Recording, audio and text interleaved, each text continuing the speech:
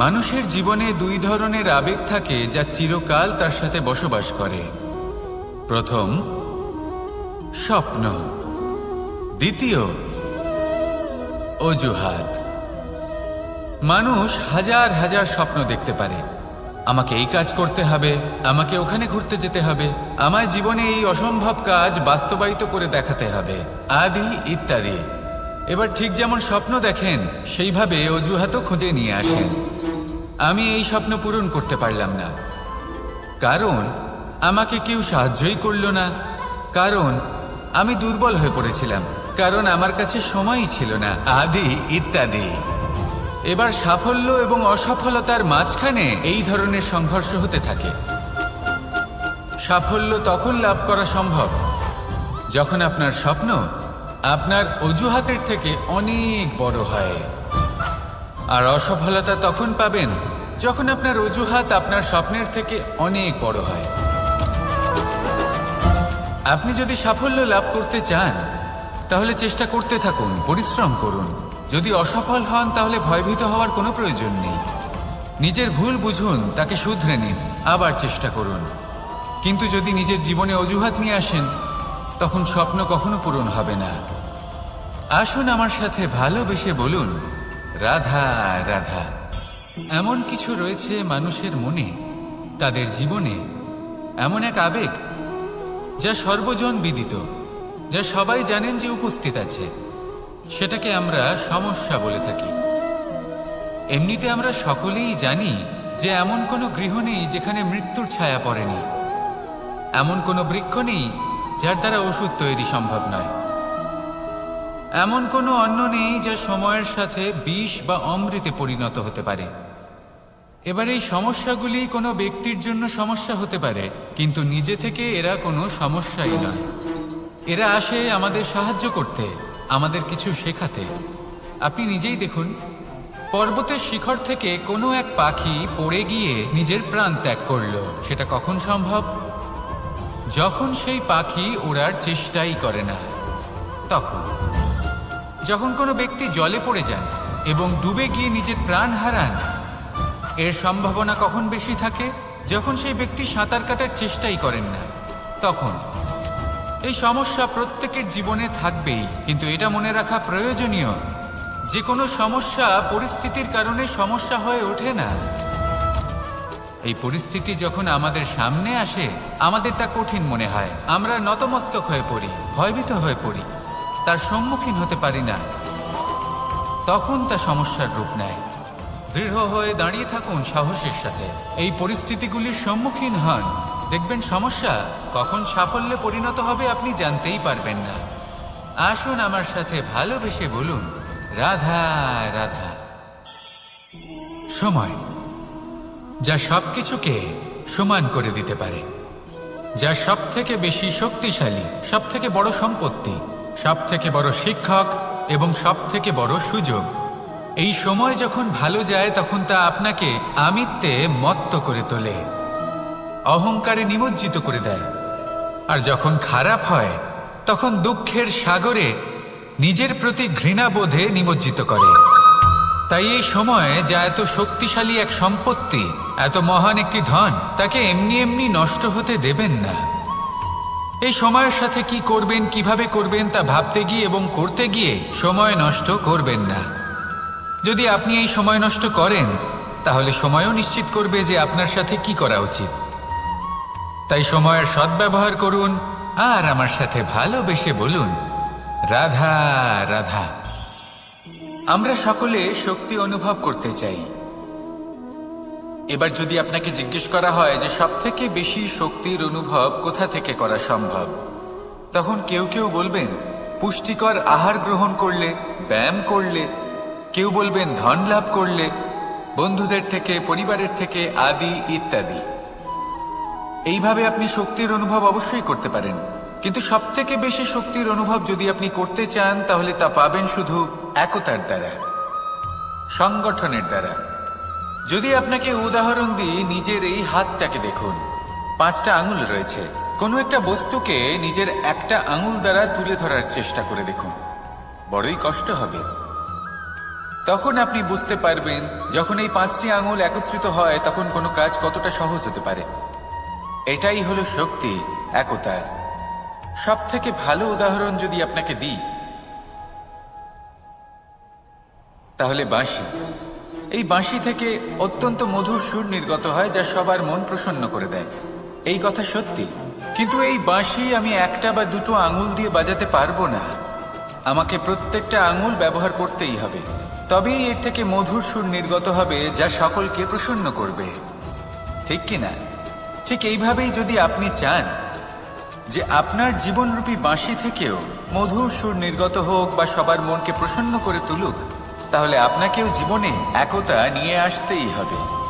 আপনি একাও কর্ম করতে পারেন, পথ চলতেও পারেন, সামনেও এগোতে পারেন, সাফল্যও লাভ করতে পারেন। কিন্তু যখন সকলে একসাথে এগোবেন, সেই পথে চলবেন, সেই কর্মই করবেন, তখন লক্ষ্যে অবশ্যই পৌঁছবেন, সাফল্য অবশ্যই লাভ করবেন। কিন্তু সেই সাফল্য এবং তার আনন্দর সংমিশ্রণটাই একটু অন্যরকম হবে। তাই জীবনে ঐক্যবদ্ধ হন, একসাথে মিলে এগোতে থাকুন, আর আমার সাথে ভালোবেসে বলুন রাধা রাধা। জীবনে দুই ধরনের আবেগ রয়েছে যার কোনো মূল্য নেই। আমার কথার অর্থ এটা নয় যে এদের কোনো গুরুত্ব নেই, গুরুত্ব যথেষ্টই রয়েছে, শুধু এদের জন্য আপনাকে কোনো মূল্য দিতে হয় না। প্রথম আবেগ হলো আনন্দ, প্রসন্নতা। এটা আপনি যে কোনো জায়গায় খুঁজে পেতে পারেন যদি আপনি খুঁজে পেতে চান। আপনি কোনো পুষ্পের সৌন্দর্য দেখে প্রসন্ন হতে পারেন, বায়ুর কারণে যখন একটি বৃক্ষ শিহরিত হয় সেটা দেখে আপনি প্রসন্ন হতে পারেন, একটা ছোট্ট শিশুর কলরব শুনেও আপনি প্রসন্ন হতে পারেন, একটা ক্রন্দনরত বালককে হাসিয়ে আপনি প্রসন্ন হতে পারেন। সবকিছু আপনার উপর নির্ভরশীল। সেখানে আরেকটি আবেগ হলো দুশ্চিন্তা। মানুষ বড়ই দুশ্চিন্তা করতে থাকে। আজ আমি এই কাজ করেছি, সেই বিষয়ে চিন্তা। আজ আমি এই কাজ করতে পারিনি, সেই বিষয়ে চিন্তা। কাল আমাকে এই কাজ করতে হবে, সেই নিয়ে চিন্তা। আমি কি সেই কাজটা করতে পারবো, সেই বিষয়ে দুশ্চিন্তা। চিন্তা সর্বত্র রয়েছে, যার জন্য মূল্য দিতে হয় না। যত চান আপনি একত্রিত করতে পারেন। একটা গুরুত্বপূর্ণ কথা মনে রাখবেন, প্রসন্নতা জীবনের একটা নতুন সূত্রপাত। সেখানে দুশ্চিন্তা হলো জীবনের চিতার সমান। এবার এই দুটি আবেগ হলো মূল্যহীন, দুটোই আপনার সামনে আছে। কোনটা চয়ন করবেন আপনি, দুশ্চিন্তা নাকি প্রসন্নতা? সিদ্ধান্ত আপনারই। আসুন আর আমার সাথে ভালোবেসে বলুন রাধা রাধা। ধন, সম্পত্তি, এগুলো আসলে কি? এগুলো শুধু সেই মূল্য যার দ্বারা আমরা কোনো কিছু অর্জন করতে পারি। এবার এই ধনের দ্বারা এই সংসারে অনেক কিছু লাভ করা সম্ভব, কিন্তু সেই সব কিছুই শুধুমাত্র ভৌতিক বস্তুই হবে, ভৌতিক সামগ্রী, ভৌতিক সুবিধা। অর্থাৎ আপনার কাছে যতই ধন থাকুক, তা আপনাকে শান্তির ঘুম এনে দিতে পারবে না, আপনাকে জীবনের বাস্তব সুখের অনুভূতি লাভ করাতে পারবে না, কারণ এগুলো ভৌতিক ধন। এই ভৌতিক বস্তুই অর্জন করাতে সক্ষম। বাস্তবিক ধন কি? যদি এই প্রশ্ন আপনার মনে আসে, তাহলে তার উত্তর আমি আপনাকে দেব একটা উদাহরণের মাধ্যমে। কখনো আপনি শুনে থাকবেন যে একজন পিতা আজীবন অনিষ্ট করেন, অনর্থ করেন, খারাপ কাজ করেন শুধু ধন অর্জনের জন্য। তিনি ভাবেন যে আমি ধন অর্জন করব আর নিজের সন্তানকে একটা উজ্জ্বল ভবিষ্যৎ প্রদান করব, একটা সুখ স্বাচ্ছন্দ্যময় জীবন দান করব। এবার সন্তান যখন জন্ম লাভ করে, তখন সে ভাগ্যের জোরে সেই ধন ভোগ করে। যেরকম সে পায় সেরকমই তার ব্যবহার সে করে। কখনো আপনি এটাও দেখে থাকবেন যে সেই সন্তান সমস্ত ধন নষ্ট করে ফেলে, আর সেই পিতা যিনি সমস্ত ধন সঞ্চয় করেছেন, যিনি সেই ধনের প্রভু, আজ সেই ধনের প্রহরী হয়ে রয়েছেন। এবার এরকম কেন হয়? এরকম তখনই হয় যখন সেই পিতা বুঝতেই পারেন না যে তার জীবনের আসল ধন কি। সেই আসল ধন তার সন্তানকে সে দিতেই পারে না। যদি পিতা তার সন্তানকে কর্মের জ্ঞান দিতে পারেন, উচিত কোনটা অনুচিত কোনটা সেই শিক্ষা দিতে পারেন, সংস্কারের প্রকৃত শিক্ষা দিতে পারেন, তবে সেটা ধনের থেকে অনেক বেশি গুরুত্বপূর্ণ। এটাই হলো জীবনের বাস্তব ধন। আপনি সেই কথা তো অবশ্যই শুনে থাকবেন, কুসন্তান হলে ধন সঞ্চয় করে কি হবে, সুসন্তান হলে ধন সঞ্চয় করে কি হবে? সন্তান যদি কুপুত্র হয় তাহলে সব নষ্ট করে ফেলবে, আর সন্তান যদি সুপুত্র হয় তাহলে ধন থাকুক না থাকুক সে নিজেই কর্মের পথে অগ্রসর হয়ে ধন অর্জন করবে আর নিজের জন্য এক উজ্জ্বল ভবিষ্যৎ গড়ে তুলবে। তাই সন্তানকে সম্পদ দেওয়ার আগে কর্মের জ্ঞান দান করুন, সুশিক্ষা দিন, কারণ এটাই হলো জীবনের প্রকৃত ধন। আসুন আর আমার সাথে ভালোবেসে বলুন, রাধা রাধা। বিগত দিনের কিছু কথা মনে পড়ে গেল, এক অদ্ভুত ঘটনা যা অমূল্য শিক্ষা দিয়ে যেতে পারে। বিষয় হলো যক্ষের সাথে যুধিষ্ঠিরের কথোপকথন। একবার যক্ষ যুধিষ্ঠিরকে জিজ্ঞেস করলেন, ওনাকে বললেন যে আমার কিছু প্রশ্নের উত্তর যদি আপনি দিতে পারেন তাহলে আমি আপনার বাকি ভ্রাতাগণকে আবার জীবিত করে তুলব। সেগুলোর মধ্যে খুব গুরুত্বপূর্ণ আর কঠিন একটা প্রশ্ন ছিল, এই সংসারের সব থেকে শ্রেষ্ঠ আশ্চর্য কোনটি? এই প্রশ্ন আমি আপনাকে জিজ্ঞেস করছি। এবার কেউ বলবেন স্বর্ণ দ্বারা নির্মিত লঙ্কা, এটি হলো সংসারের সব থেকে বড় আশ্চর্য। কেউ বলবেন বরফে ঢাকা সেই পর্বত যা আকাশ স্পর্শ করে। কেউ বলবেন সেই সমুদ্র যার গভীরতা মাপা অসম্ভব ব্যাপার। কেউ বলবেন সেই বায়ু যা আমরা দেখতে পাই না কিন্তু তা আমাদের জীবন দান করে। সংসারের সব থেকে বড় আশ্চর্য কি, সেই প্রশ্নের উত্তর যুধিষ্ঠির দিয়েছিলেন, আর তা ছিল শ্রেষ্ঠ উত্তর এবং উচিত। উনি বলেছিলেন যে সংসারে প্রতিদিন কোনো ব্যক্তি জন্ম লাভ করেন আর কোনো ব্যক্তি মৃত্যুও লাভ করেন। এবার এই কথাটা সবাই জানেন, সবাই বোঝেন যে যখন জন্মেছি তখন কোনো একদিন আমিও অবশ্যই মৃত্যু লাভ করব। এবার যখন এই কথা প্রত্যেকটা মানুষ জানেন, তখন কেন প্রত্যেক মানুষ এই চিন্তায় থাকেন, এই নিয়ে কষ্ট পান, এই নিয়ে ব্যাকুল হয়ে থাকেন যে উনি একদিন মৃত্যু লাভ করবেন, তার থেকে দূরে পালাতে চেষ্টা করেন? বলেন যে আমি মৃত্যু লাভ করতে চাই না। কেন? যেখানে কোনো না কোনো দিন এটা অবশ্যই হবে। এ হলো ব্রহ্ম সত্য। এই যে ব্যাকুলতা, এই ভয়, এই যন্ত্রণা, এই চিন্তা তার মনকে বাঁচতেই দেয় না, এই জীবন অনুভবই করতে দেয় না। সেই জন্য এই চিন্তা, ব্যাকুলতা, ভয় এসবের কি লাভ? কোনো লাভ নেই। সেই জন্য যতক্ষণ জীবনযাপন করছেন প্রত্যেক মুহূর্ত যেন শ্রেষ্ঠ হয়, আনন্দময় হয়, প্রেমের দ্বারা পরিপূর্ণ হয়, সেই চেষ্টা করুন। চেষ্টা করুন যাতে আপনি যে কাজ করছেন তার দ্বারা যেন অন্যের মঙ্গল হয়। এই প্রচেষ্টাই আপনার জীবনকে প্রসন্নতা আর প্রেম দ্বারা ভরিয়ে তুলবে। এই মন সুপ্রসন্ন হয়ে বলবে, রাধা রাধা রাধা রাধা। আপনারা হয়তো ভাবছেন কি আশ্চর্য ব্যাপার, প্রত্যেকবার আমি কথা শেষ হওয়ার পরে রাধা রাধা বলি। এইবার আমি আগেই বলে দিলাম। কারণটা কি? কারণ হলো অত্যন্ত বিশেষ।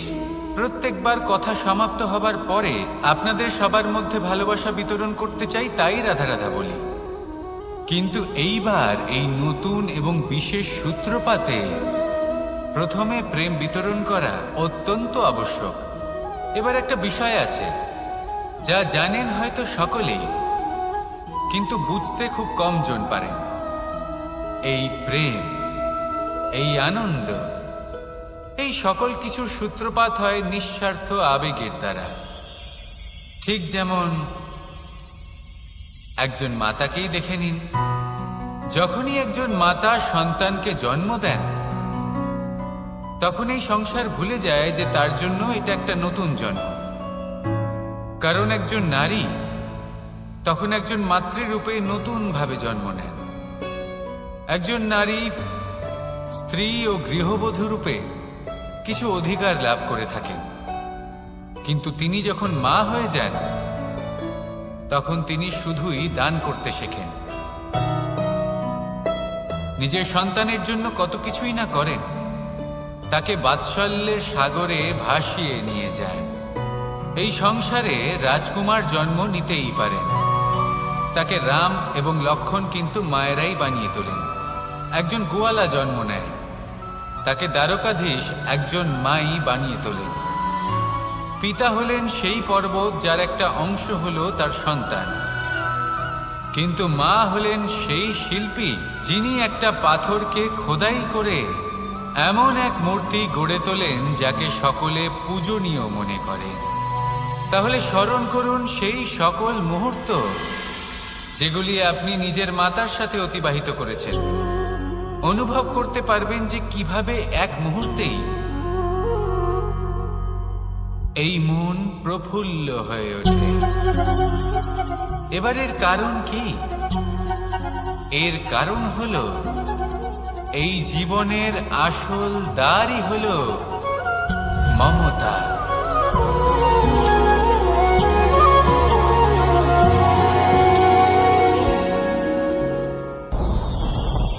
আমার জীবনে পরিচয় হয়েছে অনেক ব্যক্তির সাথে, ভিন্ন ভিন্ন ধরনের মানুষ। এনাদের সাথে আলাপ হয়ে খুব ভালো লেগেছে, অনেক শিক্ষাও লাভ করেছি। আমি তাদের সাথেও আলাপ করেছি যারা অনেক উচ্চ স্তরে পৌঁছে গেছেন, আবার তাদের সাথেও যারা নিজেদের জীবনে বিশেষ কিছু করতে পারেননি। তাদের সাথেও পরিচয় হয়েছে যারা সফল, আবার তাদের সাথেও যারা অসফল। এবার এই সবই একই রকম মনে হয়। এদের মধ্যে পার্থক্য শুধুই মানসিকতা। যখনই কোনো অসফল ব্যক্তির সাথে পরিচয় হয়েছে তখনই দেখেছি তাদের কাছে সবসময় একটা অজুহাত রয়েছে যে কেন তারা সফল হতে পারেননি। কখনো তারা দোষ দিয়ে থাকেন তাদের ভাগ্যকে, তাদের পরিস্থিতিকে, দোষারোপ করতে থাকেন তাদের মাতা পিতাকে, আত্মীয়দের, বন্ধু বান্ধবদের। কোনো না কোনো অজুহাত সবসময় এদের কাছে থাকে যে কেন তারা সফল হতে পারেননি। সেখানেই যখন সফল ব্যক্তির সাথে পরিচয় হয় তাদের কাছে সবসময় একটা কারণ থাকে যে কিভাবে এই সমস্যাগুলির ঊর্ধ্বে উঠে সাফল্য লাভ করা যায়। আর সেই কারণ হলো যে যাই হয়ে যাক না কেন সাফল্য লাভ করতেই হবে। যতই সংঘর্ষ করতে হোক না কেন, যতই সমস্যা আসুক না কেন, সফল আমাদের হতেই হবে।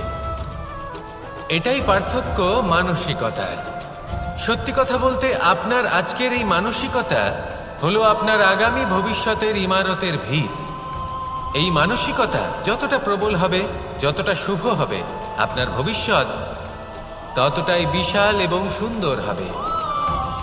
তাহলে সমস্যার উপর নয়, সাফল্যের উপর মনোযোগ কেন্দ্রীভূত করুন, জীবনে এগোতে থাকুন, আর আমার সাথে ভালোবেসে বলুন রাধা রাধা। অ দিয়ে অন্ত, আ দিয়ে আরম্ভ। এই দুইয়েরই রাশি সমান। যদি আপনি মন দিয়ে দেখেন তবে দেখবেন এদের সম্পর্ক খুবই নিবিড়। কিভাবে? যখন কোনো কিছু শুরু হয় এটা নিশ্চিত হয়ে যায় যে তা সমাপ্তও হবে। আরম্ভই যদি না হয় তার সমাপ্তও হবে না। যা আরম্ভ হয়েছে তার সমাপ্তি হলো অবশ্যম্ভাবী। এটাই হলো প্রকৃতির নিয়ম, একে এড়ানো যায় না। এবার এই কথা আমরা সকলে জানি।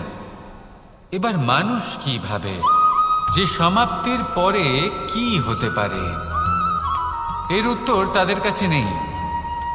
তাদের উচিত অন্য কোনো বিষয় ভাবা যা বেশি গুরুত্বপূর্ণ।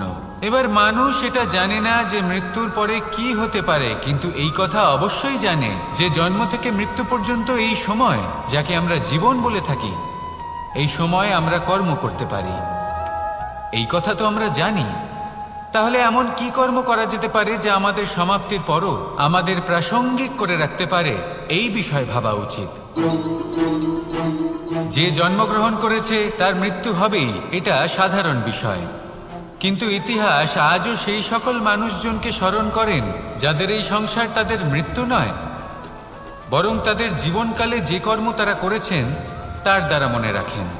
সেই কর্মের কারণে এই সংসারে তাদের নাম, তাদের কর্ম, তাদের ব্যক্তিত্ব, তাদের কীর্তি অমর হয়ে থাকে এবং থাকবে। আপনার কাছে এতটা সময় নেই যতটা আপনার মনে হচ্ছে আপনার কাছে আছে। সেই জন্য যত শীঘ্র সম্ভব শ্রেষ্ঠ কর্ম করুন, যতটা পারবেন ততটা অধিক সুকর্ম করুন।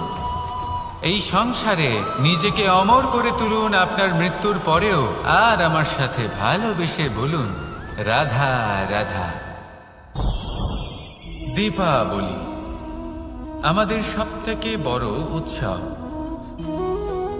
শ্রীরাম রাবণকে পরাস্ত করে 14 বছরের বনবাস কাটিয়ে আবার অযোধ্যায় ফিরে এলেন অমাবস্যার রাত্রে। অযোধ্যায় সবাই